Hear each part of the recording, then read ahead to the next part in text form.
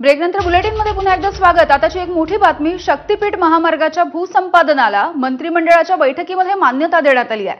कोल्हापूरमध्ये शेतकऱ्यांनी विरोध केल्याच्या नंतर विधानसभा निवडणुकीच्या आधी हे भूसंपादन थांबवण्यात आलेलं होतं। आज पुन्हा एकदा भूसंपादनाला मंत्रिमंडळाच्या बैठकीमध्ये मान्यता देण्यात आली। शक्तीपीठ महामार्ग 12 जिल्ह्यांमधून जाणार आहे आणि अत्यंत महत्त्वाचा असा हा प्रोजेक्ट मानला जातोय।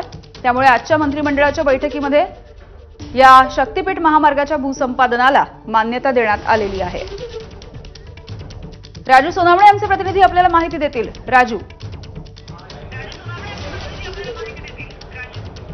यामिनी आपण पाहतोय की महायुती सरकारचे जेवढे ड्रीम प्रोजेक्ट आहे त्यामध्ये शक्तीपीठ हा सर्वात महत्त्वाचा आहे आणि कुठेतरी विधानसभा निवडणुकीच्या पार्श्वभूमीवरती हा प्रोजेक्ट जो आहे तो थांबवला गेला होता। कारण आपण पाहतोय की लोकसभेला मोठा फटका जो आहे तो महायुतीला बसला होता। कोल्हापूरमध्ये अनेक शेतकऱ्यांनी विरोध केलेला होता, मात्र हा विरोध झुगारून भूसंपादन सुरू केलं होतं। मात्र त्यामुळे कुठेतरी याला थांबवलं गेलं होतं आणि आता पुन्हा एकदा आजच्या मंत्रिमंडळाच्या बैठकीमध्ये निर्णय घेण्यात आलेला आहे।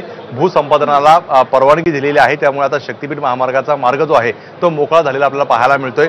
शक्तीपीठ महामार्ग जर पाहिला आपण साधारणतः 12 जिल्ह्यांमधून जातोय आणि एकूण पाहिलं आपण तर 3.5 शक्तीपीठ असेल। राजू, अगदी काही क्षणांसाठी तुम्हाला थांबवते, आपण थेट सतेज पाटील यांच्याकडे जाऊया। सतेज जी, खरं तर